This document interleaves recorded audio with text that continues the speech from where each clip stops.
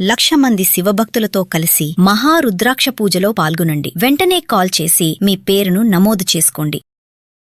ఆషాఢ మాసం వచ్చేస్తుంది. ఆషాఢ మాసం అంటేనే చాలా పండుగలకు ప్రసిద్ధి. అలాగే ఆషాఢ మాసంలో కొన్ని నిషిద్ధమైన కార్యాలు ఉంటాయి. అంటే ఇవి చేయకూడదు అని అంటారు. అటువంటి పనులేంటి? అటువంటి శుభకార్యాలేంటి? అసలు ఆషాఢ మాసంలో ఎటువంటి శుభకార్యాలు చేయొద్దా? లేదా కొన్ని వ్రతాలు, నోములు చేసుకోవచ్చా? ఇలా అనేక సందేహాలన్నింటినీ నివృత్తి చేయడానికి ఈరోజు మనతో పాటు ఉన్నారు ప్రముఖ ఆధ్యాత్మికవేత్త, జ్యోతిష్య శాస్త్ర పండితులు బ్రహ్మశ్రీ కొండవీటి దత్తాత్రేయ శర్మ గారు ఉన్నారు. గురువుగారితో మాట్లాడదాం. గురువుగారు నమస్కారం. నమస్కారం అమ్మా. గురువుగారు, ఆషాఢ మాసం అంటే ఆనందం, పండుగలు, ముఖ్యంగా కాలేజీ స్కూల్ పిల్లలకి హాలిడేస్ కూడా ఎక్కువ వస్తాయి. ఎట్ ది సేమ్ టైం భయాలు ఉంటాయి.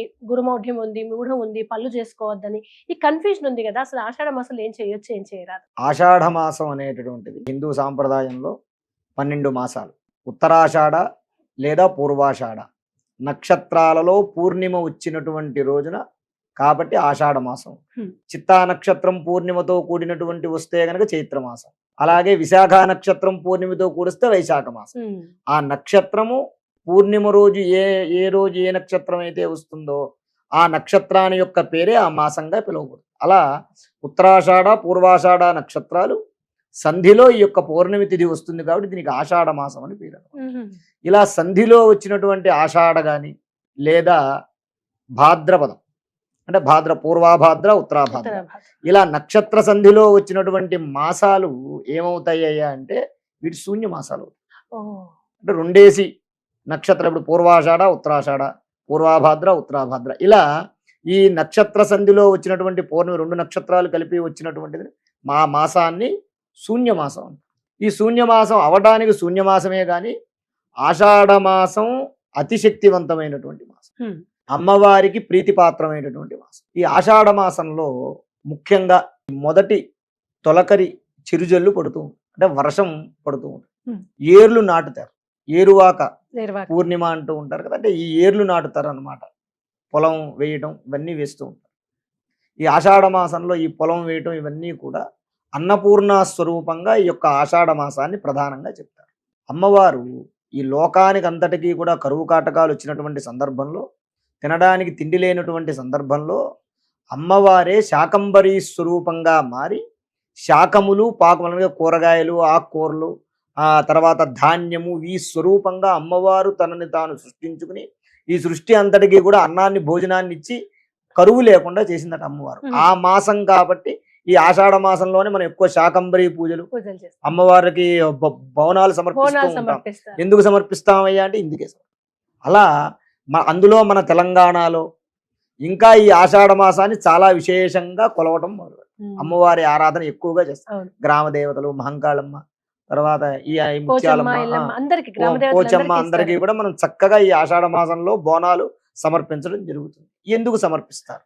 ఈ బోనాలు సమర్పించడంలో ఉన్నటువంటి ఆంతర్యం ఏమిటి అంటే, అమ్మవారు మన అందరికీ కూడా అన్నపూర్ణ. ఆవిడ మనం ఈరోజు ఒక ముద్ద తింటున్నాం అంటే అమ్మవారి యొక్క అనుగ్రహం చేతనే. అమ్మవారి అనుగ్రహం లేకపోతే కంచంలో పంచభక్ష పరవన్నాలు ఉన్నా సరే నోటి దగ్గర.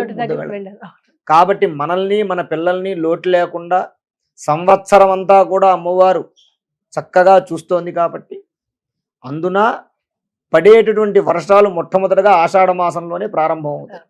కాబట్టి ఈ పడేటటువంటి వర్షాల వల్ల ధాన్యం, సస్యమంతా సుభిక్షంగా పండాలనేటటువంటి సంకల్పంతో అమ్మ ఇదిగో ఈ ధాన్యాన్ని మేము వండి పరవన్నంగా, పాయసంగా, అమృతంగా తీసుకొచ్చి నీకు సమర్పిస్తున్నాం. కాబట్టి మాకు ఏ లోటు లేకుండా ఈ సంవత్సరం అంతా కూడా చక్కగా పాడి పంట అన్ని సుభిక్షంగా ఉండేలా చూడమ్మా అని నమస్కారం చేయడం ఆ యొక్క ఆషాఢ మాసంలో బోనాలు సమర్పించడంలో ఉన్నటువంటి ఆంతర్యం. ఈ సంవత్సరం ఆషాఢ మాసంలో జూలై 15వ తారీఖు నుంచి అలాగే ఆగస్టు 15వ తారీఖు వరకు గురుమౌఢ్యం వచ్చింది. మూఢము అంటూ ఉంటారు కదా, దాన్ని మౌఢ్యమి అంటారు, దాన్ని మూఢం అని కాలక్రమేణా. ఈ గురుమూఢమిలో ముహూర్తాలు లాంటివి ఏమీ ఉండవు. మామూలుగానే శూన్యమాసంలో ముహూర్తాలు లాంటివి ఉండవు. పెళ్లిళ్ళు కానివ్వండి, ఇతరత్ర వేరే ముహూర్తాలు లాంటివి ఏమి ఉండవు. గృహప్రవేశాలు, శంకుస్థాపనలు ఆషాఢ మాసం కానీ, పుష్యమాసం కానీ, భాద్రపద మాసం కానీ ఇటువంటి మాసాల్లో ముహూర్తాలు లాంటివి ఉండవు అన్నమాట. అయితే ఈ గురుమూఢం వచ్చింది కదా అని మనం కంగారు పడాల్సిన అవసరం లేదు. ఎందుకంటే గురుమూఢం వెళ్ళేటప్పటికే శూన్యమాసం కూడా వెళ్ళిపోతుంది. కాబట్టి గురుమూఢం వెళ్ళిన వెంటనే 16వ తారీఖు నుంచే ముహూర్తాలు మొదలైపోయాయి ఆగస్టులో. కాబట్టి దాని గురించినటువంటి కంగారు మనకు అవసరం లేదు. ఇలా వివాహాది, శంకుస్థాపనలు, గృహప్రవేశంలు ఇటువంటి ముహూర్తాలు ఉండవు కాబట్టి చేసుకోకూడదు. అంటే వ్రతాలు ఏమైనా చేసుకోవచ్చు గురువు గారు? వ్రతాలు కానివ్వండి, లేదా అన్నప్రాసనలు, నామకరణాలు, చంటి పిల్లలకి చేసేటటువంటి పనులు, వ్రతాలు, అలాగే పూజలు, యజ్ఞయాగాది క్రతువులు, హోమాలు, శాంతులు అన్నీ కూడా ఈ యొక్క కార్యక్రమంలో, ఈ యొక్క ఆషాఢ మాసంలో చక్కగా చేసుకోవచ్చు. 25వ తారీఖున తొలి ఏకాదశి వచ్చింది ఈ సంవత్సరం. తొలి ఏకాదశి అంటే సంవత్సరంలో ఉగాది మొట్టమొదటి పండగ అయినా సరే మనం తొలి ఏకాదశిని ఎందుకంటారయ్యా అంటే ఆల్రెడీ ఉగాది ఎప్పుడు చైత్రమాసంలో వస్తుంది. 3 నెలల్లో ఏకాదశి, 3 ఏకాదశులు వెళ్ళిపోయినా సరే దీన్నే తొలి ఏకాదశి అంటారు. దీన్ని తొలి ఏకాదశి అని ఎందుకంటారయ్యా అంటే చాతుర్మాస్యం ప్రారంభమయ్యేటటువంటి నెల. అంటే చాతుర్మాస్యానికి తొలి ఏకాదశి అనమాట. చాతుర్మాస్యం అంటే ఏంటి? ఆషాఢము, శ్రావణం, భాద్రపదం, ఆశ్వీజం. ఆషాఢ శుద్ధ ఏకాదశి నుంచి కార్తీక శుద్ధ ఏకాదశి వరకు 4 నెలలు కూడా దీన్ని చాతుర్మాస్యం అంటారు. ఈ చాతుర్మాస్యంలో గనక ఎవరైతే భగవంతుణ్ణి ఆరాధన చేస్తారో వారికి పరమేశ్వరుడి యొక్క, భగవంతుడి యొక్క పరిపూర్ణమైనటువంటి అనుగ్రహం కలుగుతుంది. అందుకే స్వామీజీలు, పీఠాధిపతులు, మఠాధిపతులు వాళ్ళు మౌన దీక్ష చేసి ఆషాఢ మాసం నుంచి ఈ తొలి ఏకాదశి మొదలుకుని కార్తీక మాసం వరకు కూడా చాతుర్మాస్యం చేస్తున్నారు గురువు గారు. ఎవరితోటి మాట్లాడడం కానీ అలా ఏమి ఉండదు, వారు తపస్సులోకి వెళ్ళిపోతారు. ఇది ఏమిటి అంటే విష్ణుమూర్తి తొలి ఏకాదశి రోజున అందరికీ దర్శనమిచ్చి యోగ నిద్రలోకి వెళ్తారు. మళ్ళీ కార్తీక శుద్ధ ఏకాదశి రోజున యోగ నిద్రలోంచి బయటకు వస్తారు. విష్ణుమూర్తే ధ్యానంలోకి వెళ్ళేటటువంటి ఉత్కృష్టమైనటువంటి ఈ 4 నెలలు కూడా దీన్ని చాతుర్మాస్యం అంటారు. ఈ 4 నెలల్లో విష్ణుమూర్తితో పాటు యోగులు, సిద్ధులు, పెద్ద పెద్ద పీఠాధిపతులు, సన్యాసులు వీళ్ళందరూ కూడా వారు కూడా తపస్సులోకి వెళ్తారు. అలా మనం కూడా అందుకే ఈ 4 నెలల్లోనే మనకు చూడండి, శ్రావణ మాసం తర్వాత భాద్రపద మాసం గణపతి నవరాత్ర, శ్రావణ మాసం లక్ష్మీ పూజలు, అలాగే దసరా నవరాత్రాలు, ఆశ్వేజ మాసం, కార్తీక మాసం ఈశ్వరారాధన. ఈ 4 నెలలు ఒక్కొక్క నెలలోనూ ఒక్కొక్క దేవతారాధన వరుసగా వస్తుంది. అంత ఉత్కృష్టమైనటువంటి మాసం ఆషాఢ మాసంలో ఏకాదశి నుంచి మొదలవుతుంది కాబట్టి దీనికి తొలి ఏకాదశి అనేటటువంటి పేరుతోటి ప్రారంభం చేయడం జరుగుతుంది.